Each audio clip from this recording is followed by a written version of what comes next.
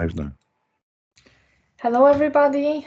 Good evening to you all. I hope that you've had a wonderful Monday, or if it's morning for you and you're somewhere in the US, in the Eastern time zone, I hope that you're having a lovely early afternoon or morning. Today we are going to have quite an interesting topic that I've been thinking to speak about for a long time. But I think that I needed some time to get more of these experiences when it comes to the underground myself, to be able to bring you as most comprehensive knowledge as I possibly can. So a couple of days ago on my Facebook, I actually posted like a short note that if somebody feels like asking me a question that I can prepare for this show, you're most welcomed. And I was literally bombarded with a lot of different questions. Questions that I think that are very interesting. So thank you to everybody that actually contributed to it. I'm very grateful for that. And thanks to it, I'm going to have a very interesting package of information to share with you today. The questions are very different. They are about the water, they are about the alien races, they are about what's actually happening underground. And maybe before I actually start this show, I would like to note that, especially that I will be posting it on different platforms, which may not like what I'm gonna say. This is purely theoretical. I don't have any kind of scientific evidence that would prove that what I'm saying is right. However, the scientists don't have it either, because actually, from what I've been researching, the deepest we went underground, like with some kind of a machine to actually tangibly see what is under the ground, is actually only 12 or 17 kilometers. I don't exactly remember. It's 12 or 17. While Earth is a very, very massive planet. And what is happening underground has a major impact on what is happening on the surface. That's why when we look at it from this perspective, it becomes really messed up. Some of you may think like, why would we need the underground at all? Well, I'm going to answer this question, why do we actually need it?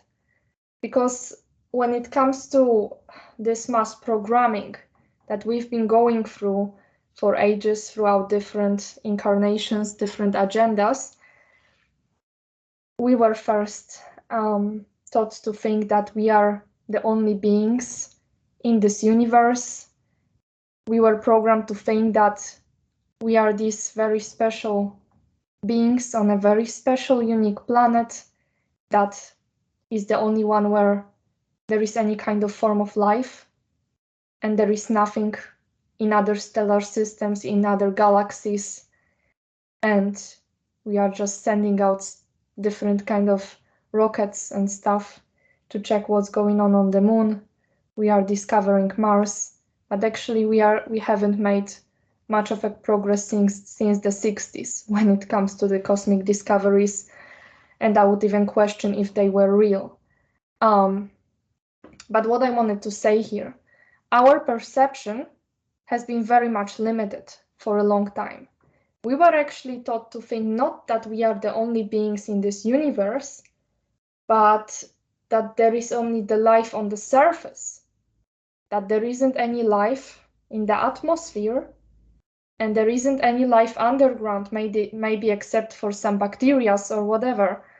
So this is quite of a funny situation where, again, we have to open up our way of thinking, expand our perception, and realize that the underground world is actually a part of the Earth planetary body.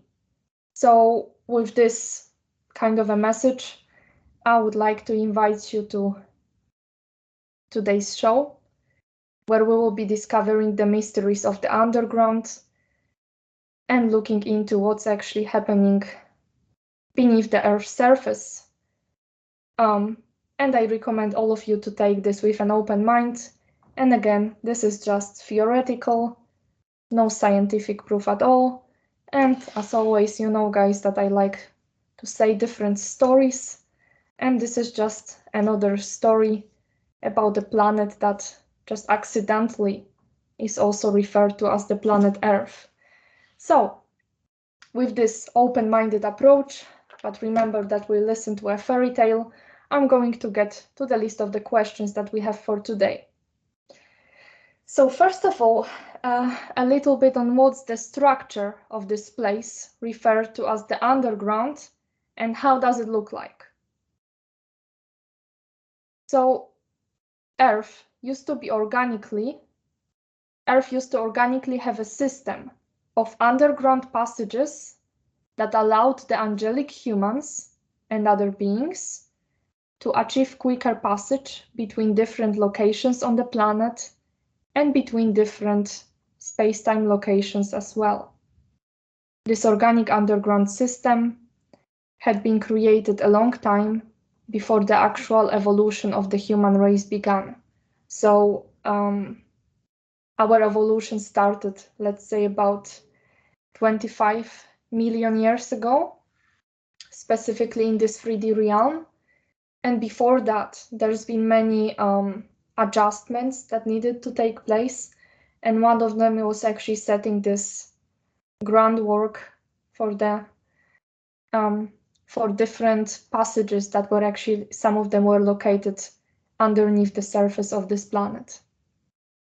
The main motivation behind creation of this organic interface system was to provide a quick network of trans-time passages and also allow for expanded multidimensional contact with other stellar races, as well as races living on a different interwoven versions of this planet, such as its other probability systems, inner Earth, etc. So it's like, it wasn't like an interface system that was connecting only different locations of the planet or different stellar systems, but also different simultaneous versions of this planet.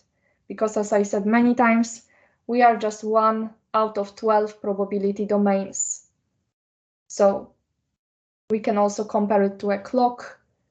We are just like on one of the, we are just actually like a 1 point on the 12-point axis. That's how it pretty much works.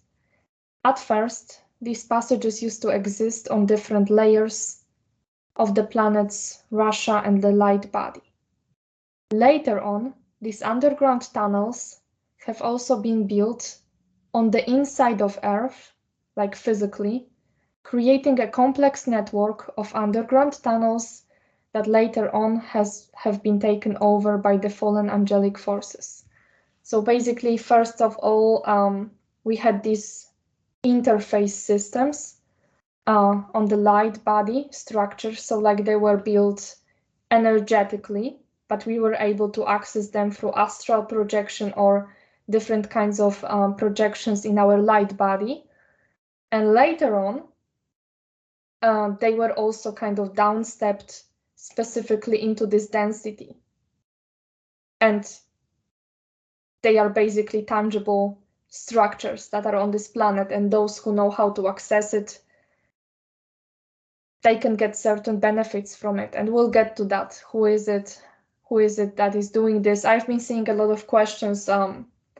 Why is this underground network set on the first place?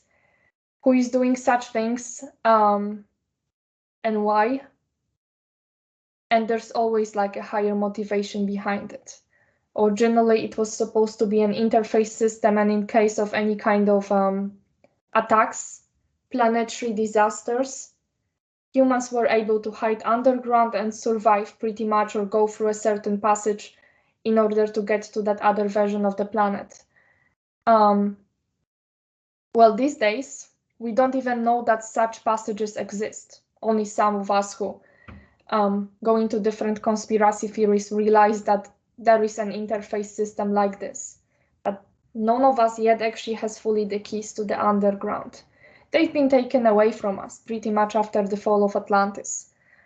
And that network has been massively expanded during the times of the American slavery, when actually all of these people from Africa were brought to the American lands in order to keep digging in the ground and creating more and more different interface systems.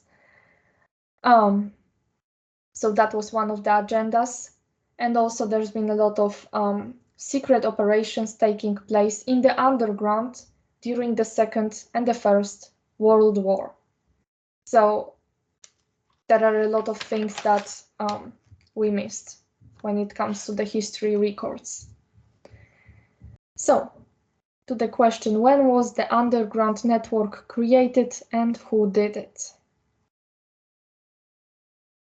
So the underground and the heaven world, so like these planes in the Earth's atmosphere, because as I said, today we focus on the underground, but we also have the worlds which are in the Earth's atmospheric planes. So that becomes actually quite of an adventure, that we realize that this Earth is not really like a planet that we see it in different scientific books, but actually it has more like a structure of a birthday cake, where you've got different layers with different tastes, and we are actually located on only one of these layers, and we call it the surface Earth, but actually the beings that live one atmospheric level above, they can actually say that from their perspective, we are also the underground.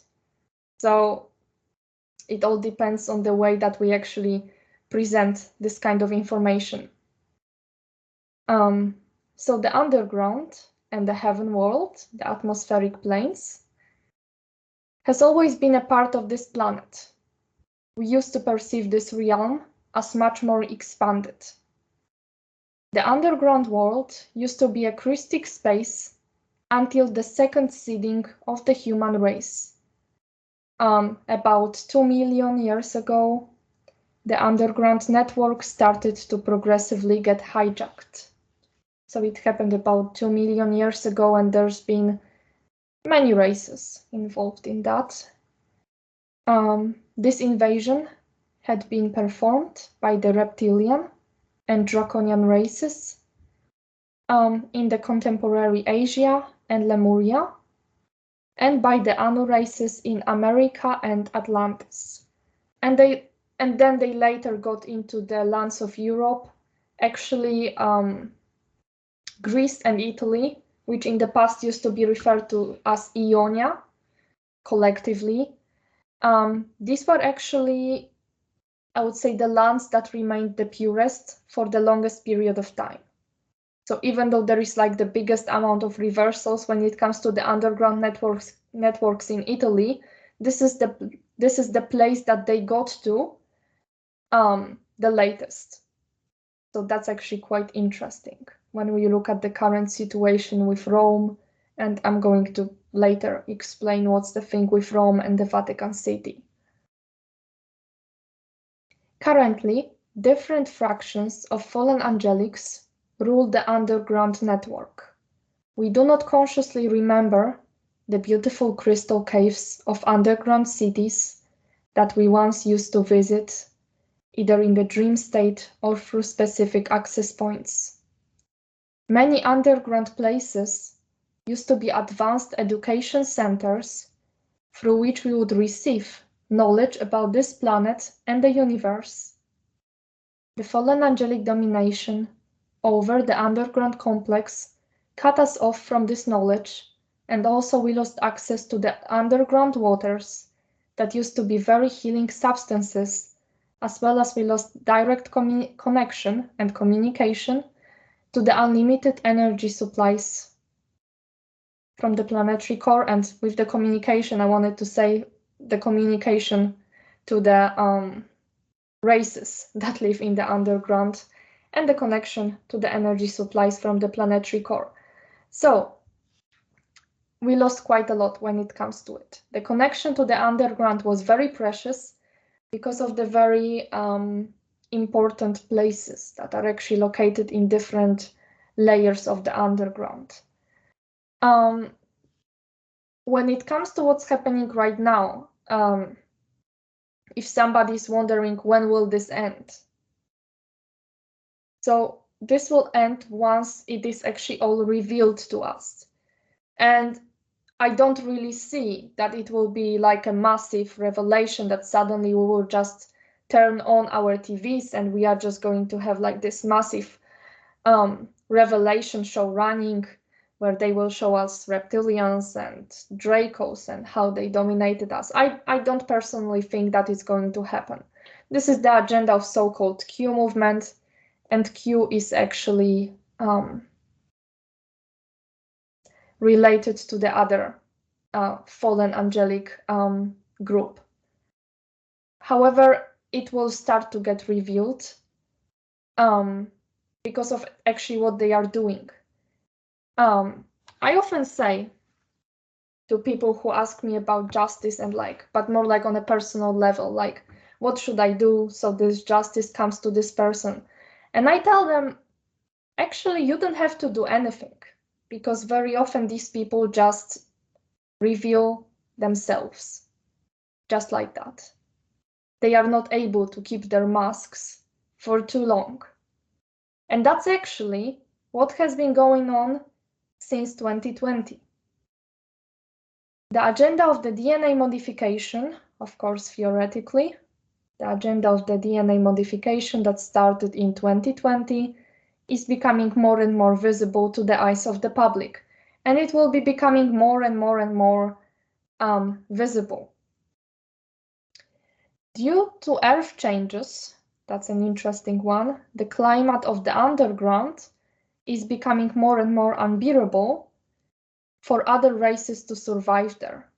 It's as if there's a lot of changes in the environment, changes in the proportions when it comes to the oxygen, nitrogen, and for many of these races, like this climate in the underground is becoming much more difficult. So it's like there is a moment when they will have to come out of this underground or they will just suffocate. This will end once the collective consciousness becomes aware that the Second World War, which actually never finished, the Second World War against the human race has never ended. It has only been moved beneath the surface so that we cannot see it. So that means that all of these experiments that have been done to the Jewish during the war, they were actually moved underground, but they still carried on. And now what happened in 2020? It was like as if the experiment came to a certain stage where they decided to start giving us certain substances that they noticed that they actually work very well when it comes to programming the humanity in a certain way. So that's basically what they did. So actually all of these magic elixirs that we have been offered since 2020 are pretty much coming from the underground. So yes, we do not have really like a scientific research yet what kind of an effect it has on a human body. Like we don't know it yet here on the surface, but there's a lot of documentation underground about it. And now, do some doctors know about it? I'm not so sure about it, but I know that there are certain doctors that work in the underground, that technically live on the surface of the planet, but they work underground. And they make a lot of money for it. So obviously they are quiet. And And this means that perhaps some of them actually know that this experiment has been also brought from the underground. So, but as I said, this will end very, very soon, because we'll start to notice that something really weird started to happen to humanity, where people just start to fall on the streets. And we will be like, well, something wrong is going on here. And they will be out of excuses. So this is terrible thing that happened. But at the same time, this speeded up the process of actually finding out like what those people are really doing. Those people just kind of took their masks off and they showed everything that they were doing through this experimentation. So there will be more and more awakening happening in that regards, and that is great, because that will be a major transformation that is going to take place, and I feel like this is going to happen very, very soon when it comes to that. Okay, so now, what type of species live in the underground, and do the humans or aliens live in the underground? So before I actually say what kind of beings we can meet there, we were just talking about something very heavy, so I'm just gonna bring up a story. Because when I was collecting these materials, there's been a lot of different aspects of myself traveling to the underground and discovering all these things. And I had this episode where I closed my eyes and I saw that I'm in the body of a Chinese girl. But she wasn't in China, she was somewhere in Italy. And I was seeing through her eyes, because as I later found out, she is from my family of consciousness, so it was like an agreement between the two of us that I can look through her eyes as long as I will be able to kind of be able to stand what I'm actually seeing. And I saw her walking through the tunnel, and there were this metal doorway on the right, and she opened this door, and she came in to the inside, and it looked like as if there was like a second tunnel inside this main one. And she started walking down the stairs, and she's been like walking down and down and down, I would say about like quite a few 100 meters down. So there's been like a lot of stairs she needed to go through. And then it looked like as if it was like a train station. And suddenly a train came, and it was a magnetic train. So she came to the inside of that train. And the train probably kept going very, very fast, maybe for like 10 minutes. And then I kind of felt this in my head, like, we are in China. I'm like, okay. And I come out of that train, kind of my consciousness in the body of that Chinese girl. And I come across this glass doorway where the people from the inside were able to see us, but we weren't really able to see what was kind of like when we were standing on the outside. And the way you were able to come in was not through showing your ID or anything like that. They were scanning your eyes. So they scanned her eyes and she came through. And what I saw next was like a room full of hospital beds and dead bodies laying on these beds. And there's been like, I would say, different doctors taking care of these bodies. But actually not all of the doctors were human. Some of them were really tall reptilians. And so that Chinese girl came up to the assigned body, and she started taking out the organs. And that's basically where I was like, okay, this is a little bit too much for me. I'm coming out of it. But it was enough for me to understand that this is exactly what they are doing And that was actually like probably one of the lightest things I was able to see. There are a lot more heavier things happening in the underground, but considering what I've been seeing on my sessions, I really felt like it was enough. But this made me kind of understand that in the underground, the rules are a little bit different, and the human beings and different ET races, they actually work together. And that's the case. I'm gonna talk about it more as I go on, but that's where actually the ET races and the humans work together. And there are a lot of people with specific medical experience that are actually hired for such work in the underground, mainly for different types of like preparing the organs for transplantations, right? So that's basically what I experienced. Let's treat it as a story. Okay, so different species live in the underground, actually depending on the place. So maybe before I get to what kind of species we've got, I will kind of explain what is the basic structure of the underground. So I will be going kind of like from the surface of the planet right to the core when it comes to the layers.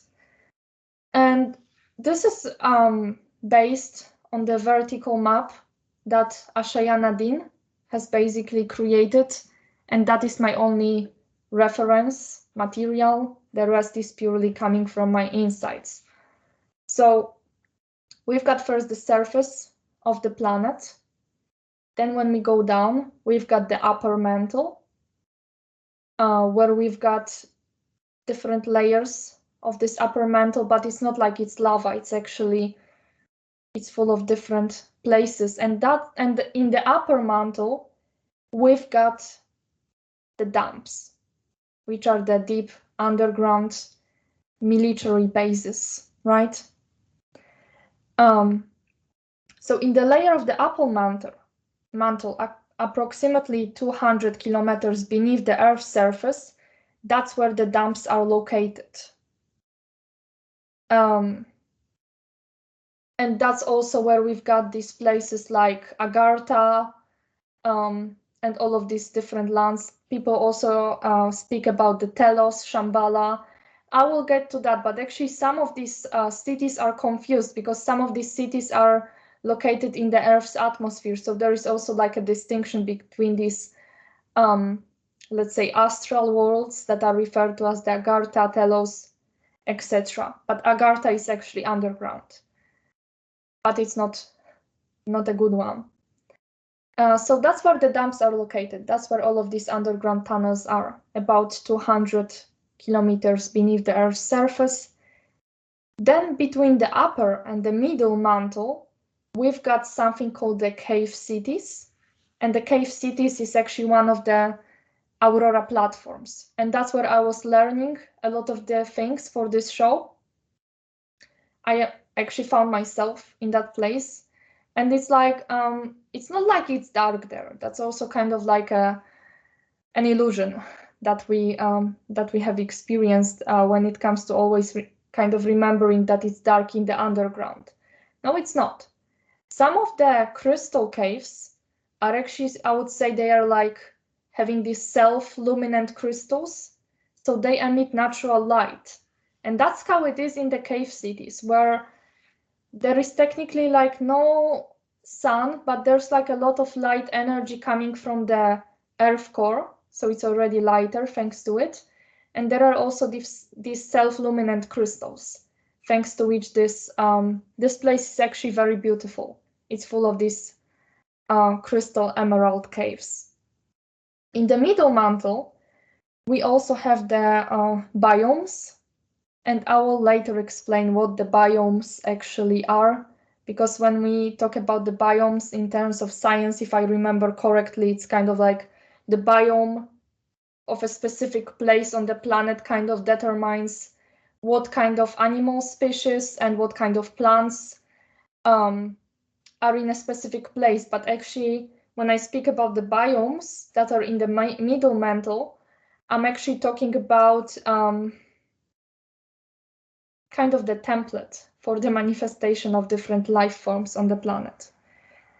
We also have the lower mantle, and that's where the aquifers, the liquid core, is located. So basically this is like a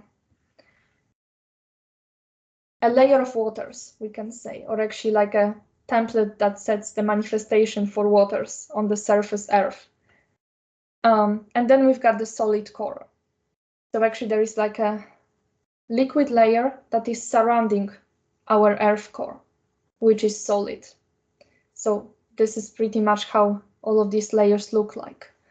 So now when we get, and I'm going to be getting back to describing more of like what is on different layers, but first I'm just going to get through these species.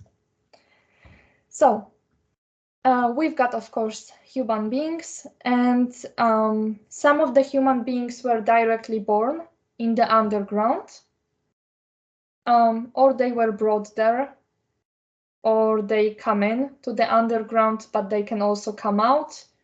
So there are different layers of it. There are different positions that you may have in the underground world. We've got the reptilians and zetas, and they are the ones that often cooperate with humans on different experiments. We also have the white dragon races, and they claim to be the rulers of the underground. And the white dragons also involve the spiders. And what I've been seeing for quite a long time on my sessions is that there is this specific place in the underground, which is like an underground laboratory, but actually only the Borgias, only the spider races are in charge of it. And there's like the massive energy draining taking place there, where like you've got a part of your consciousness kind of literally in this prison, and there are these spiders walking around, jumping on people. These are really terrible visions, so I'm not gonna get too much into it, but they basically use these undergrounds mainly for the energy harvesting and creating different kinds of hybrids. We also, well, now I'm gonna get to more positive ones. So we've got the white yetis. That's actually where the yetis come from, not from the North Pole or whatever. They actually are in the underground, in the cave cities.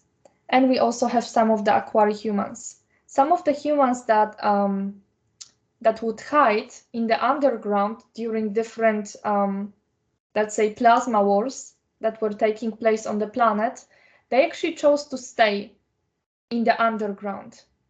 And that's why they are still there. And they are very Christic because they live in the Christic parts of the underground. It's good to realize that not all of the underground is actually reversed. Some of it is actually very good, and the energies are lovely.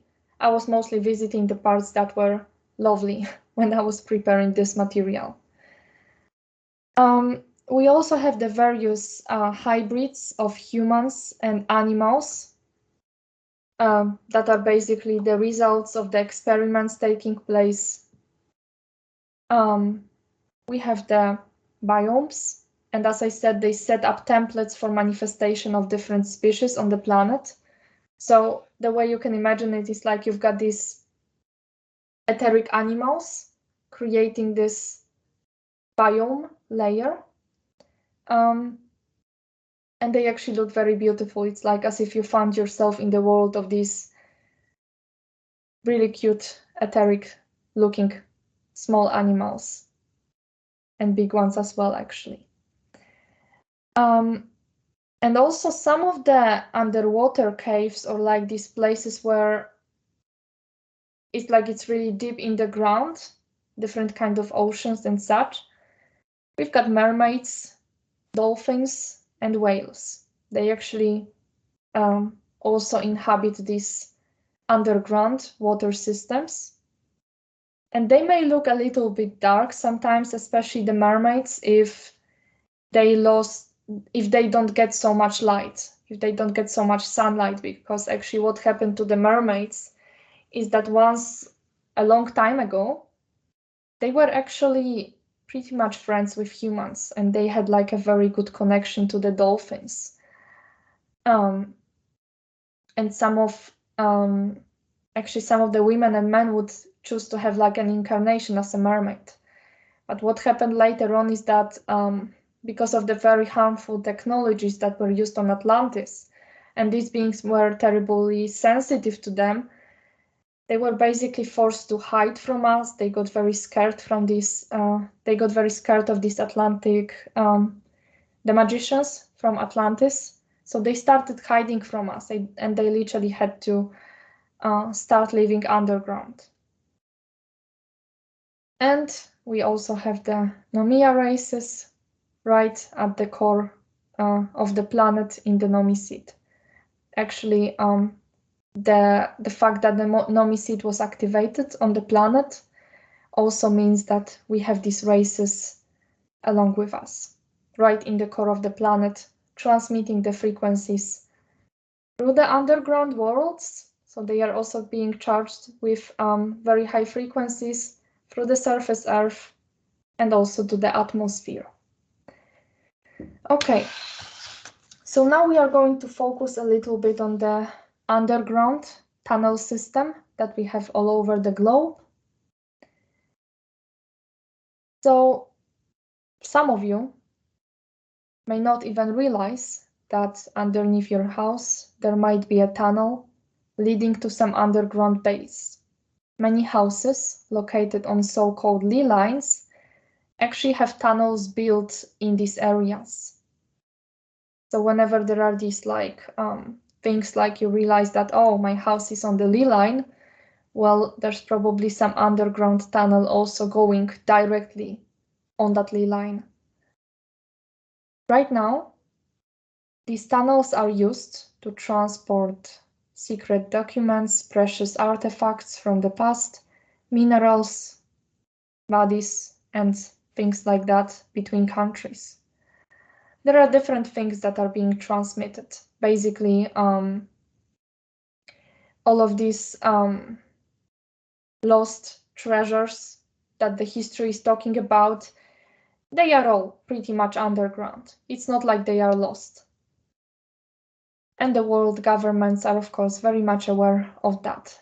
In the past, these passages were connecting places on the entire planet. Most of the mystery schools would take place underground due to their closer connection to civilizations of Agartha, Telos, or even Oz, which would enable direct contact and interaction with races inhabiting these places.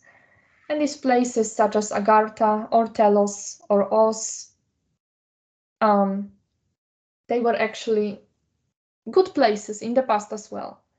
And we would learn a lot from the civilizations that actually inhabit that place.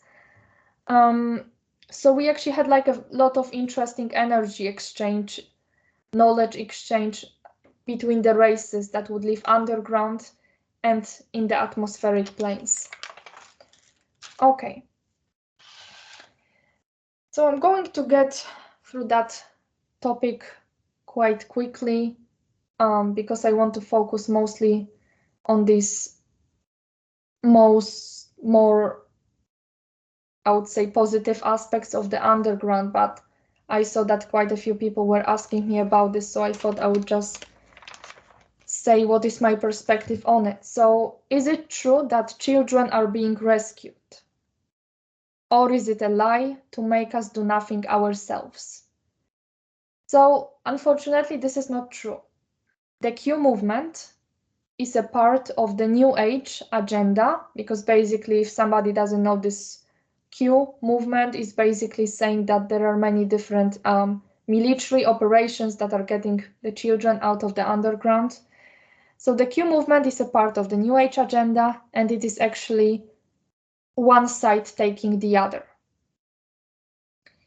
It is actually a very dark agenda that wants us to believe that there are certain secret military forces that want to help all those that are stuck in the underground, because we've got children, we've got adults, we've got animals. There are a lot of life forms that actually don't want to be there.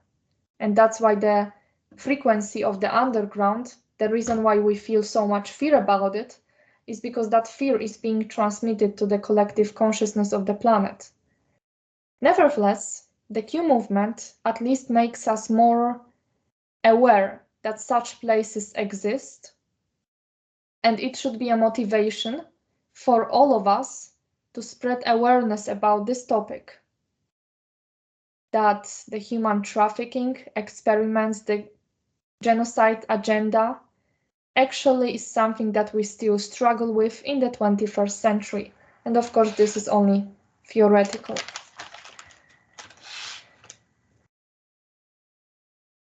So, I've got the question here about the nomicide. The nomicide frequencies are then directly influencing the non-Christing underground areas as well. What impact does it have then on these? They should be energetically disturbed, right? So yes, exactly. This is great news, because actually these frequencies of the nomicide, like when they come to the surface of the planet, they are also kind of, they are going like from the inside out.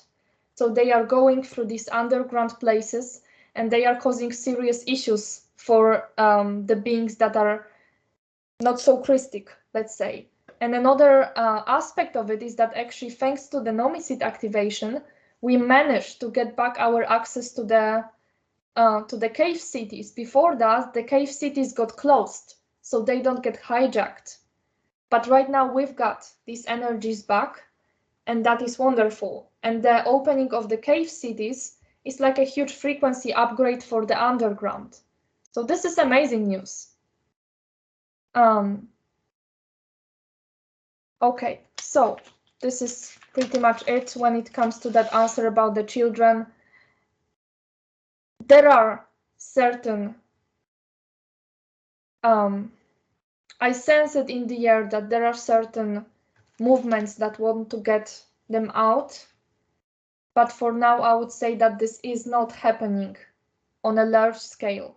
But there will be a moment when all of us will take all of this, will pretty much take the responsibility into our hands, and we will start helping out those that are in need, basically. So there will be a moment when we will be all assisting in rescuing those that got stuck in the underground.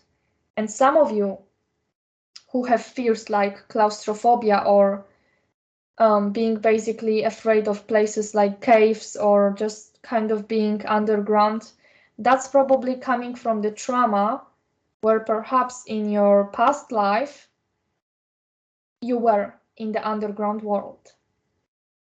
And maybe you worked there, maybe you were kidnapped there, but there could be like a specific feel to it, a specific trauma that you could have gone through. So if that's something what you're feeling, you can kind of take it into your own discernment. Okay, so we spoke about the children. So now I'm going to go into something with a lighter frequency.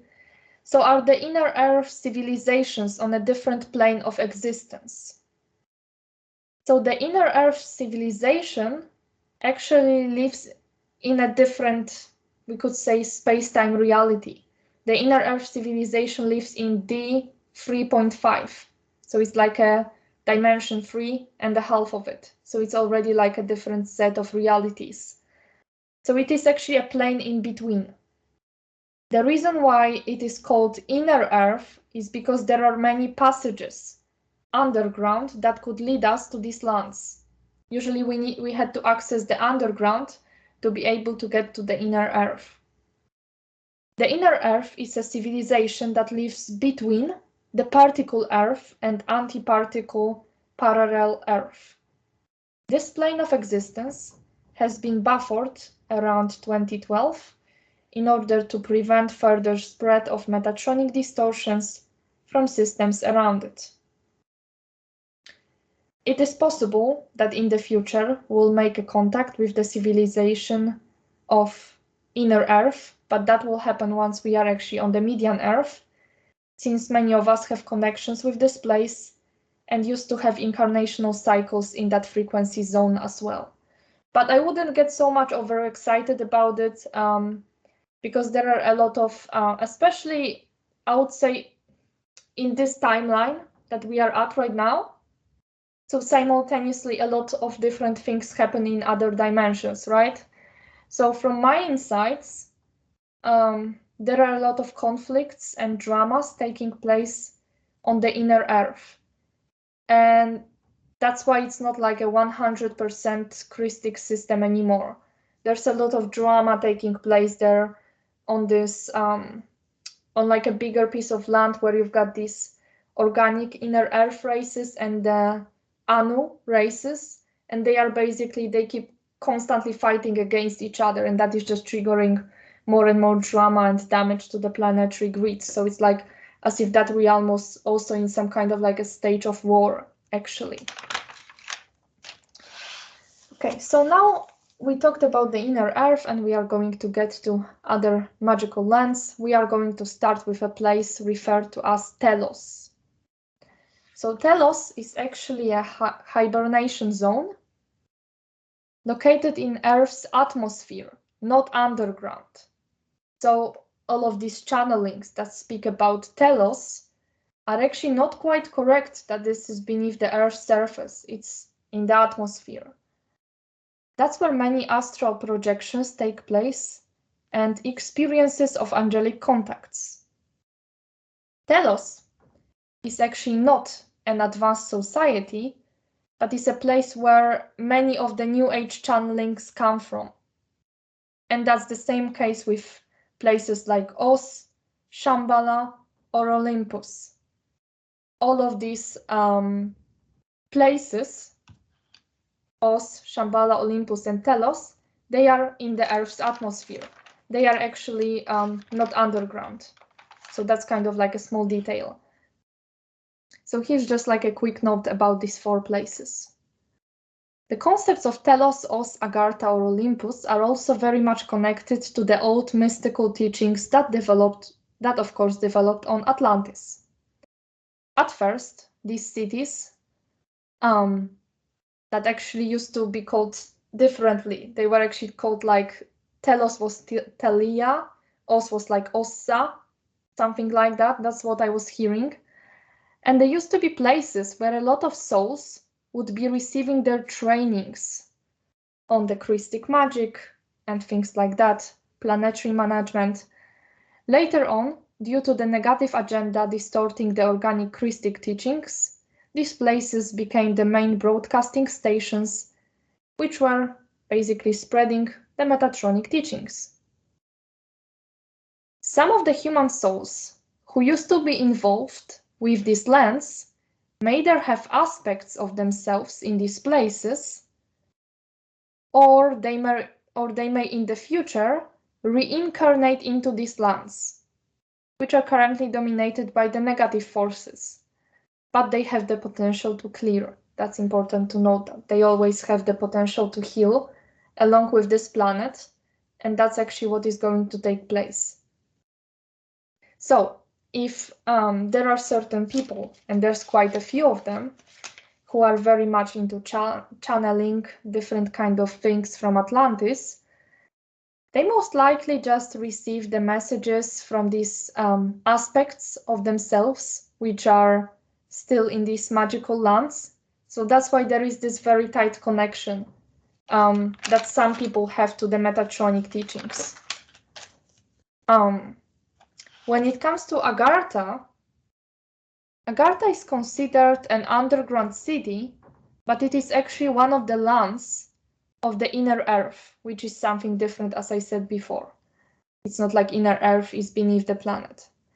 Right now, the situation on the land of Agartha has got more complex, with the divisions taking place between the Anu races that came into this land and the original races that actually were on the inner Earth since the beginning. Now, when it comes to the Antarctica, right? This is quite of an interesting one. And that's the one that I've been researching on for a couple of years, so I could speak for quite a long time about the Antarctica, but I will just make it quite short. So Antarctica is actually a passage to the lands beyond the ice.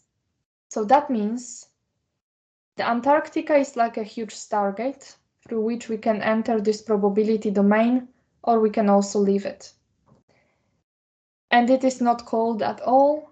It has beautiful green lands and shiny crystal rivers. So the concept of Antarctica and this ice kind of thing, like we wonder what's happening with all these waters from these ice caps melting right now. I will get to that, but actually Antarctica is a much more different place than we could ever imagine. There are also people living there, and there are many advanced civilizations living in that place, and they also, it's like as if they were kind of in a space in between. It's as if Antarctica was actually like a center, kind of like a center point of this realm, which is quite interesting. Okay, so I've talked about these places. So now I received quite of an interesting question when it comes to the crystal caverns and healing of the neurological system and brain of the planet through the personal healing. How do we get control over this bug?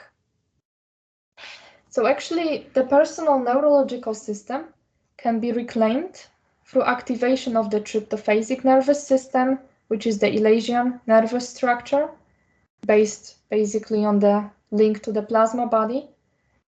The planet itself began activation of its own tryptoplasmic interface in 2013. So it's something that happened about 11 years ago. And now there's something important actually taking place with activation of so-called crystal caverns. Because what happened in 2013 is that this tryptoplasmic, or actually tryptophasic nervous system creates a link between the plasma body and is going directly to the atomic structure of the planet or a person. So it is still in the process of its activation, but the crystal caverns are much of like an upgrade to that. So the crystal caverns interact directly with the neurological system of this planet, connecting it not only to the internal creation planes, but also to the eternal creation spectra. Thanks to this tryptophasic eternal interface, the planet starts to upgrade its energetic anatomy and shift its base pulse rhythm, the BPR, to the rhythm of the Urea Earth, which is like the counterpart of the planet in the eternal creation. We are in the external. This connection literally brings the heavens directly to the planet. So actually the planet in a while will become a heaven itself. It's going to be a beautiful place. And as much of this chaos that we are seeing right now, very, very soon, it's not going to be as chaotic as it is right now, but it is a transition process. So I'm going to get back to the topic of the crystal caverns later, and I'm going to give you more of an insight on actually what these crystal caverns are and what is actually the big importance of them. And that soon we'll be actually getting, we already have the access to the crystal caverns. So I've got another question that somebody asked me about. So basically that's the question. I understand why known people have clones, but why regular people also have them. So it is actually all about the DNA. Especially indigos and angelic humans have their aspects stolen for cloning and experimentation. And the aspects don't necessarily mean just the consciousness, but often the DNA and the blood samples. But very often, such clones are used as free labor in the underground or are used for organ transplantation. So if there is if they have these samples of our DNA and somebody finds out that like a rich person wants to suddenly get like an organ transplantation and they don't want to be put on a waiting list, they can actually find out that somebody's DNA is quite like compatible to theirs, so they can get an organ transplantation from them. So that's why these clones are out there, and well, if somebody has the money, they can get it. None of us really know all of our past lives. For now, we are in the process of the discovery. And what I mean by that is that some of us used to incarnate in royal families, and that often makes us a target because we carry precious coding. The codes in the DNA that we carry are like keys that certain collectives like to collect. So no matter whether you're just like a random person living in the middle of nowhere, or you're just kind of like living in a flat in the middle of a big city, it does not matter. Each one of you should make sure that all of the aspects of yourself are with you. Certain situations like going for the blood tests or any kind of DNA scanning is putting you in danger that someone just might accidentally, not so accidentally, take a sample of the DNA or blood with them and then later just give it to some kind of a laboratory. So whenever you're going for a blood scan, or more like when they take your blood and then they are checking the vitamin levels, in general, do that as little as possible. But if you really, really have to,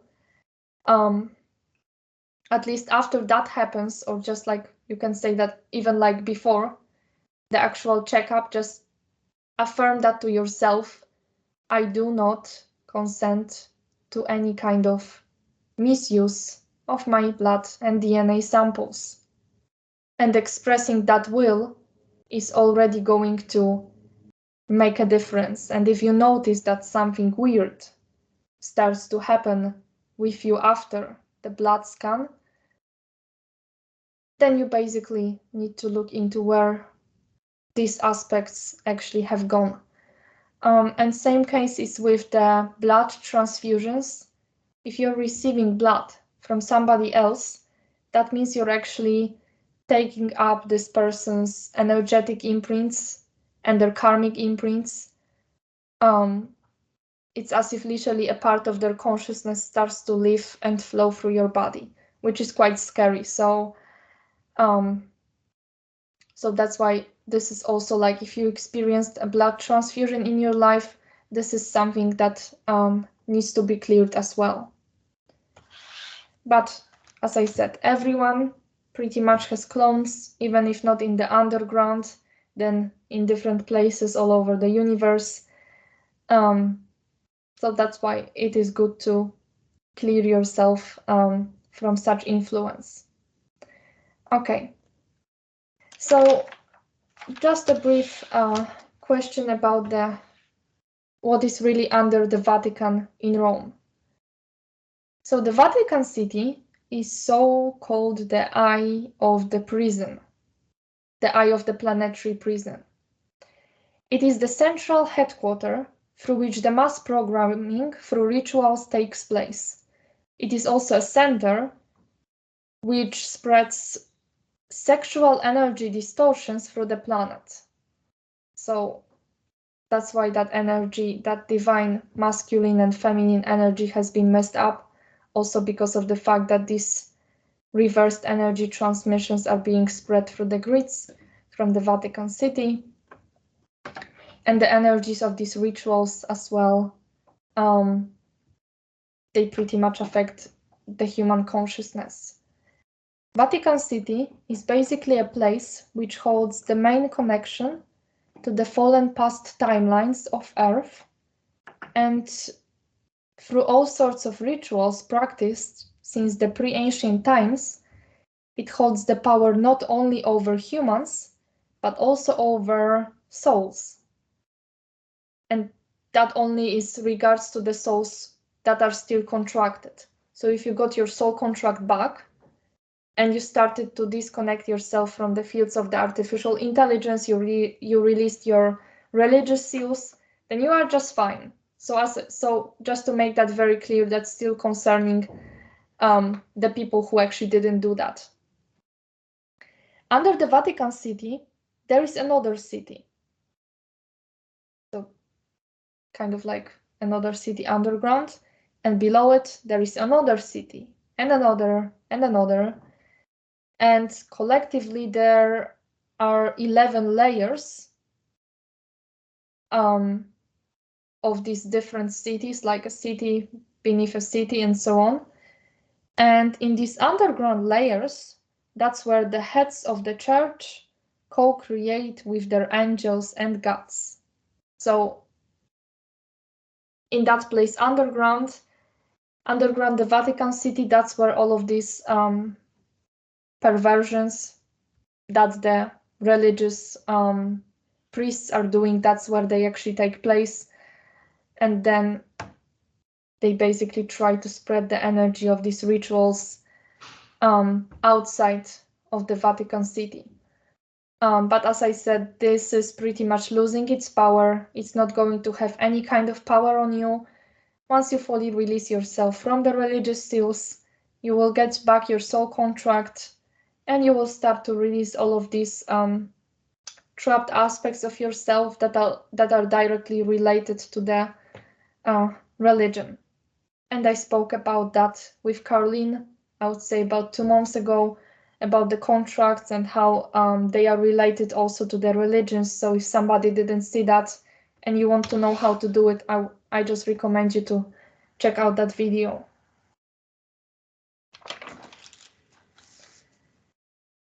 Okay. So now I will talk a little bit about the water. Well, okay, I can actually start with the water. So I'm wondering, how do I start? So as I said, there is this liquid layer surrounding the core. And actually this liquid layer, just keep it in mind, it's called the aquifers. The aquifers liquid layer surrounding the planetary core is something actually quite important in the whole structure. So keep that word in mind when I will be talking about it now. So I received quite a couple of questions about the water actually, which is quite interesting. So is a lot of water going into the center of the Earth? Are the tectonic plates floating on top of the water?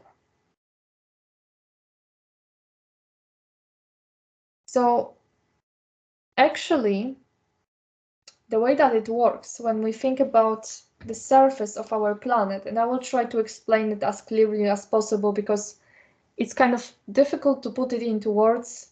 Like I see it, I understand it, but I'm not really sure how to explain it, so I will do my best. So when you see, you might notice one thing about this whole configuration of the Earth having all of these different underground layers. So actually the surface of the planet is actually like it's called the tectonic plate because it's actually very thin comparing to the other layers that are underground. So indeed, these are tectonic plates because it's very easy to move them. Like for us humans, we are like very little comparing to the size of the planet and its measurements. But actually the tectonic plates are very, very thin, and that's why it's very, very simple to move them. Well, what happens later with the earthquakes and the volcano eruptions is a different thing, but actually it's very simple to move the tectonic plates all over the place. So we can say that the tectonic plates are literally floating on water, because actually the aquifer layers is the one which actually holds the power over the tectonic plates. So they can be easily moved at will. Originally, the aquifer layer was actually able to kind of move through these biomes and then move to these different control centers in the upper mantle. What is happening right now that actually there are these different, I would say, I would refer to it as the frequency modulation devices that are in the upper mantle. And just to remind all of you who already forgot, the upper mantle is just beneath the Earth's surface. And actually the upper mantle has these control devices that can move the tectonic plates. And some of them are organic modulation devices. Some of them have been inserted. So now when we hear about these different earthquakes that were happening underground, it's also related to the fact that the underground is also going through its own earthquakes, and they are triggered by different collectives trying to kind of fight against each other and just throwing an earthquake attack on one another. Anyways, there are specific places, specific points on the planet where the tectonic plates intersect with each other. And in such places where these tectonic plates intersect, so like one plate is connecting with the other, right? And on the borders, there are specific access points. And these access points actually have their own, let's say, like a replica underground. And from that underground base, cavern, whatever you prefer to call it, you can move the plates, right? The tectonic plates are also moved by the planetary rod, and the planetary rod is the horizontal chamber of the planet. So if you move the rod of the planet, the tectonic plates are going to start moving because they are actually very unstable. And that's actually all of these rod manipulations that took place throughout the years, because there's been actually a lot of conflicts over who's going to take over the planetary horizontal chamber. And this actually caused these different movements of the continents that we've been hearing in different geology teachings. So that's pretty much how it works. I don't know if I explained it clear enough, but that's, I guess, the best way I can explain it. We've got the planetary rod, which is moving the plates pretty much at will. We've got these places where, in the places where the tectonic plates touch each other, there are these specific, let's say, bases, caverns, that are the control centers for the plates. And there are also artificially inserted devices in the upper mantle that allow for the movement of the plates. Another question related to the water. So many places have droughts and lack of water. If the polar ice caps are melting, glaciers have all melted, where is all the water going? So the aquifer layer, core liquids, set up a template for manifestation of the waters on the planet. Aquifers are actually a wonderful layer of water gel liquids that surround the solid core, even though there are also passages in Earth core that allow the liquids to directly come in to the inside of the Earth core, creating a beautiful water web. Thanks to the layer of the aquifers, our planet can keep replenishing its water supplies. Due to manipulations that took place in Earth core, right now a lot of water is being transported to the dumps to the deep underground military bases, because they actually need huge amounts of water. And they are also siphoned to other realms. So literally our water that this planet is producing is being sent out to other systems that lack water. When it comes to polar ice caps or glaciers, we actually don't have any direct proof that they are melting. I mean, has any of you actually saw that? Are there any trips to North or South Pole? Any kind of tourists visiting these places and actually seeing these changes? Well, not really. So I kind of put like a big question mark whether they are actually melting or not. I personally don't really feel like it's the case. Actually, the ice on the North and South Pole serves as a frequency fence surrounding our continents. So I would say that some of these huge ice walls that are surrounding the continents of the planet, to some degree, they are holographic. And if they, I would say that I would always see them breaking, not exactly melting. If they actually melt, the waters would rise and most of the continents would actually disappear under the water. So it's not really good news, but at the same time, I wouldn't really say that this is what is happening. There are certain earth changes that we are going through, but they are not going to be so rapid. There are certain technologies on the planet that siphon the waters, causing droughts on purpose. For example, Sahara used to be a beautiful forest jungle, but most of its water supplies are right now stored very deep beneath the ground. Due to lack of water, almost nobody lives there, which allows for conducting certain experiments and running a lot of ET bases. Sahara is actually a large vortex field itself. So with that huge mystery of Sahara, it's like it's a land that has a life of its own. That's how I would refer to it, where a lot of different beings, especially related to the Islamic religion, actually inhabit this place. I've been once having a dream where I was on a desert, and I'm pretty much sure that it was Sahara. And all of these red eyes were looking at me, and that was so weird.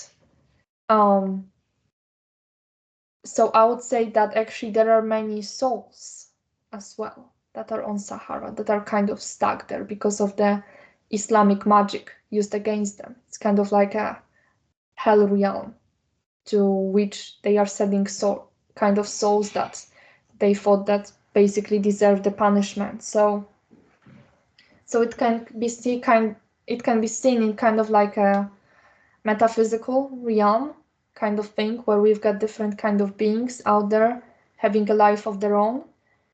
But there's also a lot of different underground bases and actually a lot of water supplies that could actually make the living conditions of the people living on African lands much better. But somehow nothing like this takes place. Well, actually, we should provide a lot of help to them. And they have all of these riches, all of these minerals on their continent. And somehow they are not really belonging to them in a way. I will talk about that in a minute. So, actually, when it comes to Africa, these different non-humanitarian things that we hear about is actually nothing comparing to what happens there in the underground. So we know that there's a lot of children being exploited, basically used for constant work, which is terrible. But actually a lot of children, except for just being labor, they are also used for very terrible experiments, because there is something very specific about I was only told that there's something very specific about the genome, about the DNA of the African people, something that this dark side really wants. And it kind of seems like as if the Africa, let's say, woke up with full consciousness, so would the entire world. So that's why they want to keep the African continent in this modern slavery. That's how I would refer to that. Because if they started to raise their consciousness and they would become pretty much awakened, let's say most of them, it would cause like a burst of a very powerful frequency wave. Besides, I guess most of us already know that there are many riches in Africa: diamonds, gold, silver, copper, all of that. Right now, these riches, they don't belong to the African lands. They are being sent to different places on the planet and also outside of the planet. And many of the lost treasures are also hidden inside of the African tunnels. So there are a lot of things about Africa. It's something difficult for me to tune in with, because whenever I try, I just cannot stand what I'm seeing. Like it's too difficult in a way to see all of that suffering of the children that are going through the terrible things in the underground, not just on the surface, but also underground. So this is definitely something that needs to be addressed at some point. With Australia, Australia is also very interesting when it comes to this underground tunnel network. So Australia has a big underground system where a lot of minerals are actually being collected there, some that we are not even aware of, some minerals that haven't been really identified, and they are actually transported to other stellar systems. And it's mainly done by the draconian forces. Some special operations took place in Australia during 2020 and like this whole period of the pandemic. That's why the lockdown was so heavy in there. Specifically because this lockdown allowed for special operations to take place. But mainly what they are doing out there is basically getting some minerals that are needed in other stellar systems. Okay, so this is quite of an interesting question, where I was also surprised with the answer that I heard when I was writing down this question.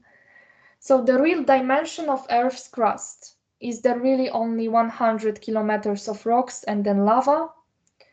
And is this lava natural or just negative agenda waste from huge underground facilities? So Earth is at least 12 times bigger than we are told. That's the question that came up. We also don't even have accurate maps. And this is literally what you can search on the internet, that this flat two-dimensional map that you're looking at is actually not accurate at all. It doesn't represent the accurate shape of the continents and the oceans. And just kind of like for the reference, here's just like a quotation from the internet. It is difficult to accurately represent a three-dimensional spherical object like the Earth on a flat two-dimensional map or a chart. Therefore, two-dimensional maps are distorted in representing the Earth's true area, direction, distance, and shape. It's also related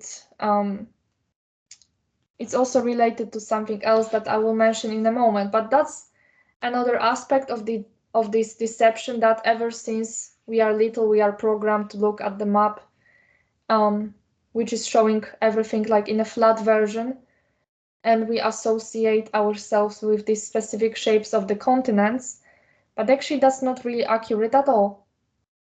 The measurements of the continents are not accurate, so how can we trust that actually the planet is as big as we are told?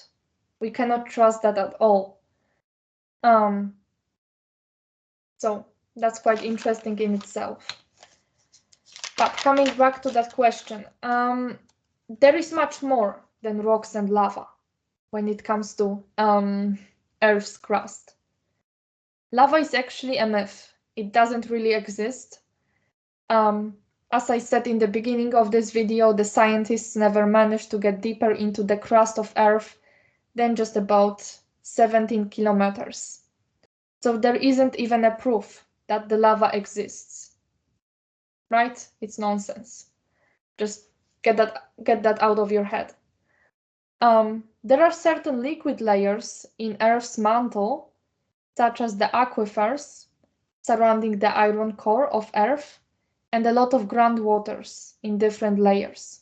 However, there isn't any lava except for a small layer of lavas between the upper and the middle mantle. That comes from certain forces which wanted to cut themselves off from the crystic cave cities located between the upper and the middle mantle and try to hijack this aurora platform. The lava substance was a very toxic substance coming from the underground laboratories. So actually, in that case, lava was like a poison. So that is my answer to it. When we get these models of the Earth's crust in current geography, this is actually very false. There is barely any kind of lava underground. But again, it's like nobody can actually quite accurately prove that anyways. Another question, what about oil, crude oil? What is it really? Is it abundant or not? So that is actually a very interesting question with the matter of the crude oil that is also referred to as the black gold. Crude oil is actually a substance produced by the Earth biomes. It is like an organic imprint for the creation of these beings that inhabit the planet.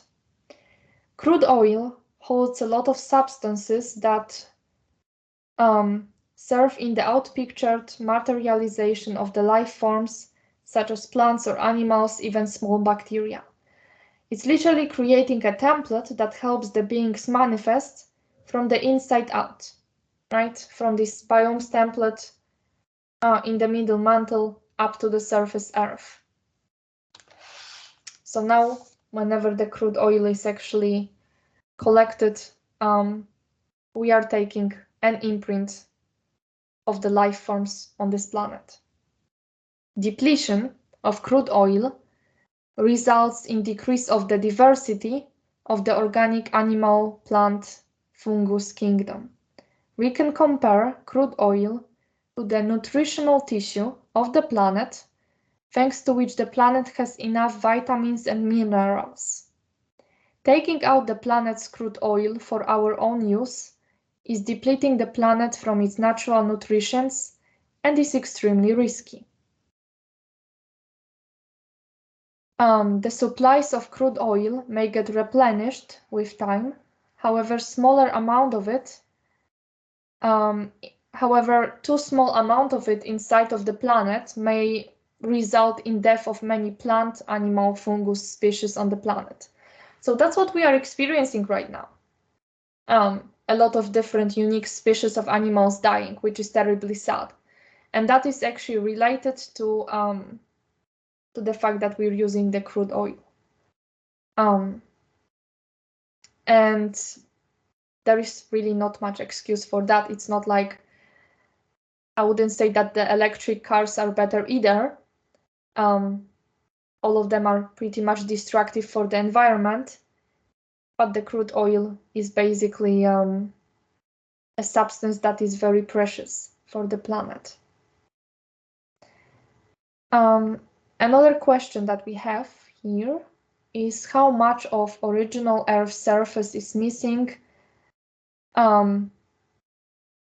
And like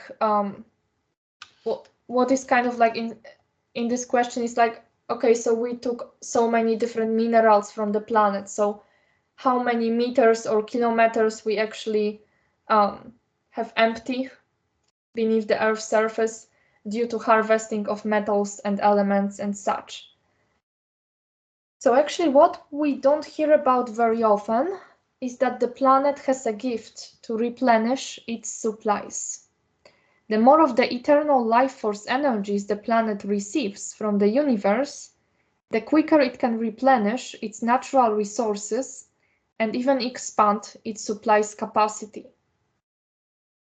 However, due to different manipulations that took place at the Earth's planetary core, Mother Earth lost its potential of replenishing its supplies. Now it takes a few millions or even billions of years for the system to fully replenish all of the used supplies. But basically, that's gonna get better now, so let's not get too over-depressed about it. So that's why the planet right now is having holes in the template. This normally would be a serious situation to address, but our Mother Earth on energetic level has decided to rapidly heal itself by fixing its core template, which is the plasma template. Thanks to this decision, the planet will start to rebuild itself and clear much more easily, and also get back its potential of the solar symbiosis, which is the life force energy exchange between the planets and the central sun. So thanks to the failsafe and the fact that the planet is activating its plasma template, we will much quicker kind of replenish all of these supplies that we have wasted over the years. So it's not like it's the end of the world. The situation will actually get much better right now. So this is great news. We can be happy about it. Okay. Another question, and I think that it's pretty much the last one out of these scary negative ones, and then we'll be just going through the positive, which is great. Okay, so is it true that underground non-humans, such as reptilians, breathe the nitrogen? So as I said before, reptilians and humans work together in the underground, and there are some people who are very much aware of that. And they are very well paid for being silent. Especially people from China and North Korea can easily find a job in the underground, especially if they have a specialistic medical diploma and such. So a lot of people from North Korea and China are actually working in these facilities. There are some people here on the surface of this planet, and they are not necessarily a part of the military, who know what is going on. There are many underground laboratories where humans and ET races work together. The structure is basically in type of like a hierarchy, where basically the extraterrestrials are in charge, humans assist them, and the clones assist humans. So it becomes like a pyramid, where on the top you've got, let's say, the reptilian races, then you've got the humans, and then you've got the human clones, who are just used for labor.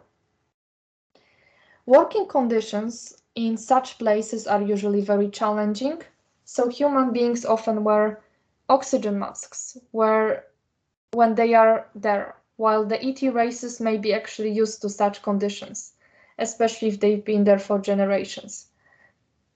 So I do feel that yes, the reptilians can breathe nitrogen. That's why the ingredients of our air in the atmosphere have been changed on the first place in order to allow some of the beings to be able to survive on the surface of our planet. The atmosphere of this planet has too much nitrogen, actually. This allows certain hybrids to be able to survive in our environment. So what is going to also change with time is the amount, it's kind of like the amount of different ingredients of our air, like the oxygen, nitrogen, and all of this other stuff. Basically, the ingredients will change, or more like their proportions. We're going to have less nitrogen. but there is much more nitrogen in the underground, and that's why some of the races can easily breathe in such atmosphere, and they also try to adjust our atmosphere more, so the air becomes more of a poison to us, and so they can easily survive in such environments. Okay, so now we are already behind these heavy topics, so I'm going to speak a little bit about the crystal caverns, and this is something different than the cave cities. That's actually very interesting. So, and that's finally positive. Like, I'm just glad I spoke about all of these heavy things. I really don't like to talk about the underground because I just have negative memories myself connected to it, but I also start to discover this much more positive side to it. So that is also great, and that's why I decided to do this show, because there's just like a lot of positive things to show about the underground. Okay, so the crystal caverns are one of the platforms that connect us back to the Ura Conservatory of the Fe consciousness field and the Urea Earth, which is located in these fields. And these are the Fe consciousness field is basically, these are the fields of the God source of the eternal creation. Through achieving the personal link to crystal caverns, we can start to activate our Urea body, which is a plasma vapor body of the eternal creation. We can also reactivate the Urada force in our personal anatomy. And the Urada force, the way that you can imagine it, is like these very powerful vapors that can wipe out any kind of distortion from your anatomy. The crystal caverns are actually located beneath the Earth's surface, and we can easily access them through the link to the cave cities, which is the Aurora platform number 1. The crystal caverns used to be accessible only a few times during the history of this planet, mainly in Atlantis and biblical period, also in Lemuria. There used to be a lot of direct passages to this place. Some of them can be accessed now in Hawaii. It is a big gift and opportunity for such life field, the life field of the planet, to have the crystal caverns opened on a personal and planetary level, as this eternal creation heaven holds great healing and quantum amplification potentials. So it opens on a planetary level, but it's always like as above, so below. So we also have like a crystal cavern system on the inside of our bodies, and I would maybe compare it to like an energy network.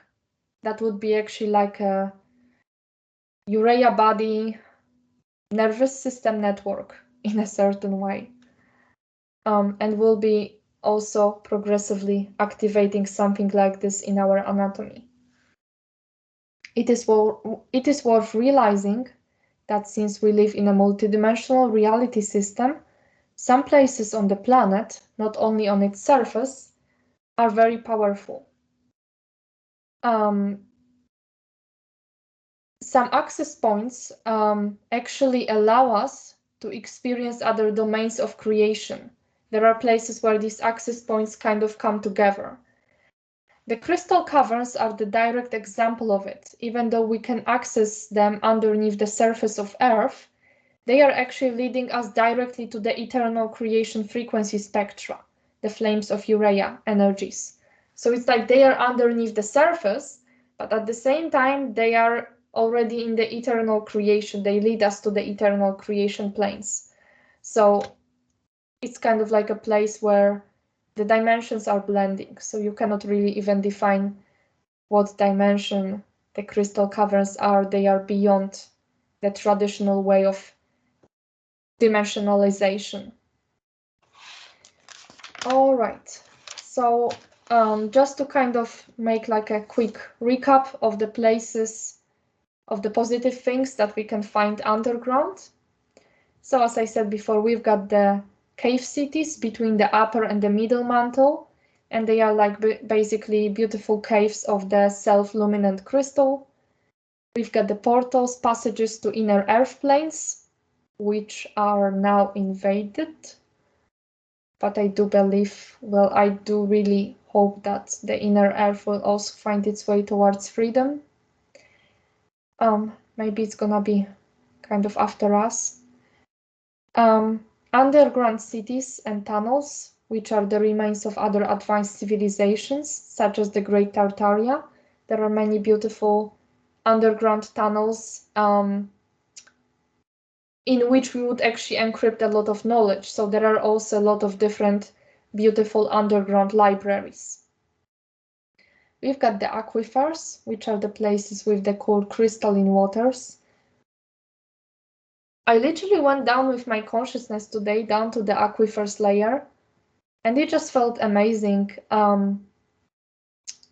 It's like a very special type of liquid, where it's like a liquid, but it also feels a little bit like vapor at the same time.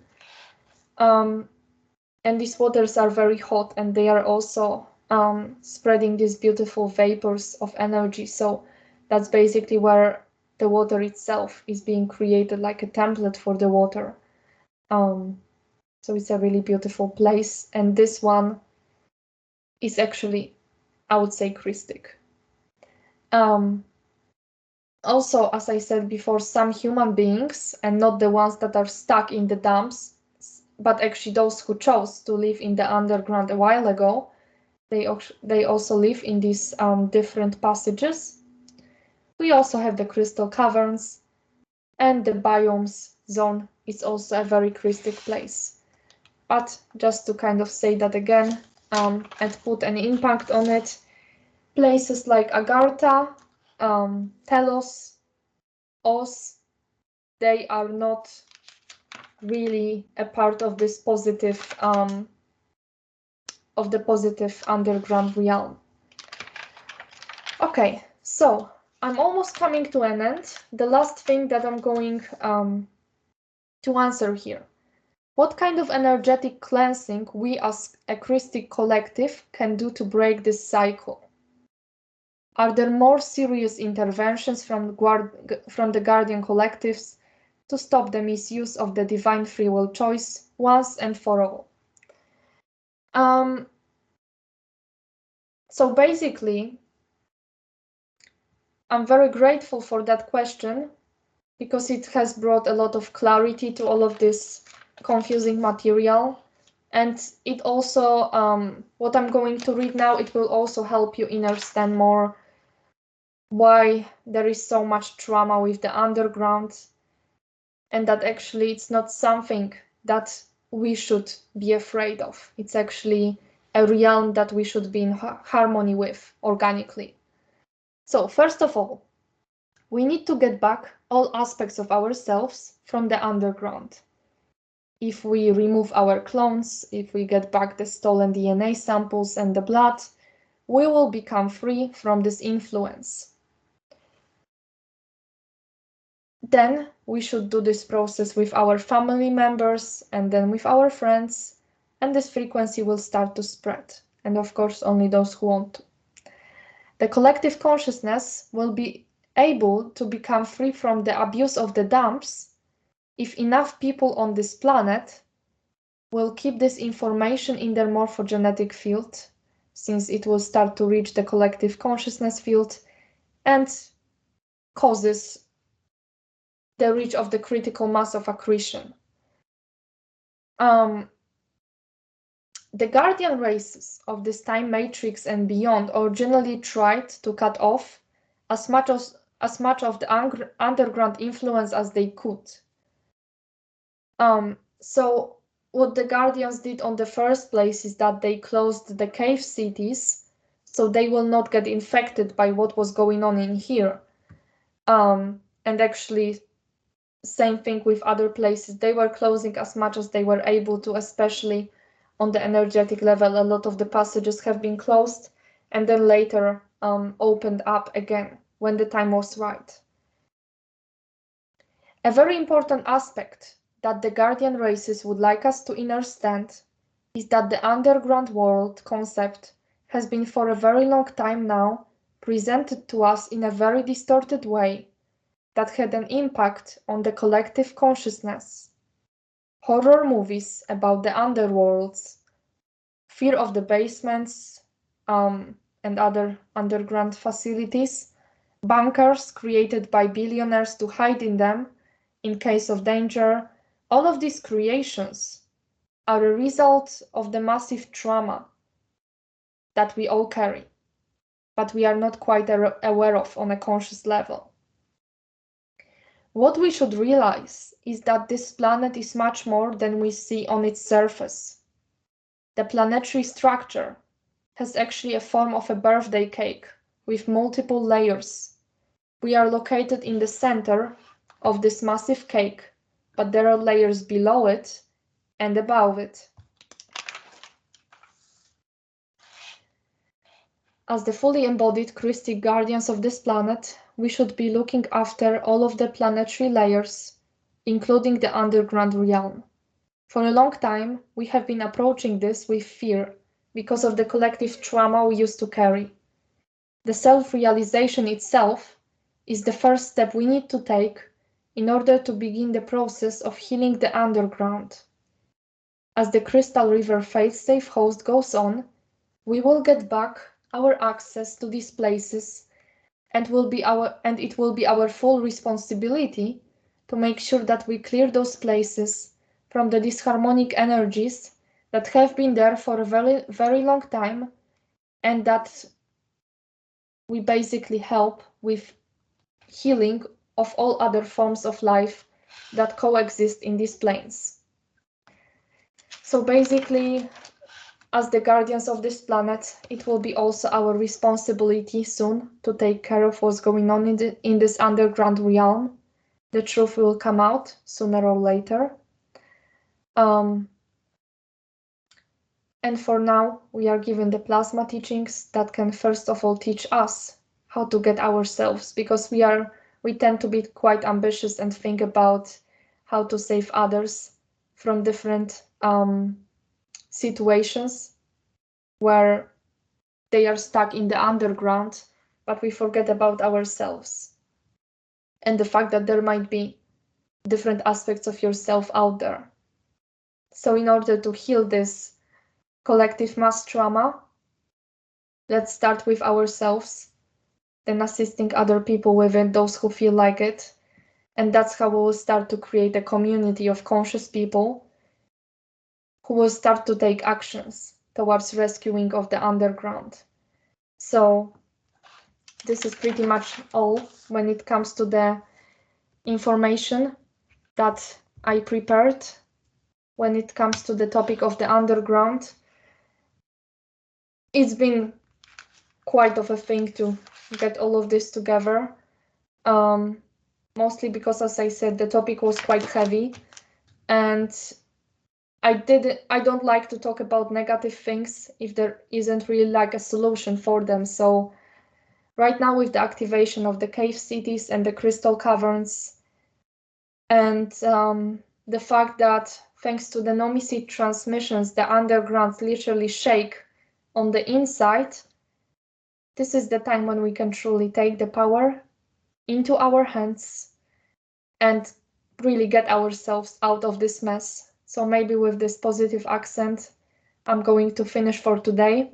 Thank you so much for tuning in and listening. And if any of you have any kind of suggestions on what you would like me to talk about next week or sometime in the future, I'm basically open for any kind of suggestions. So just feel free to reach out to me. And as for now, I wish you a wonderful evening, morning, afternoon, whatever it is for you.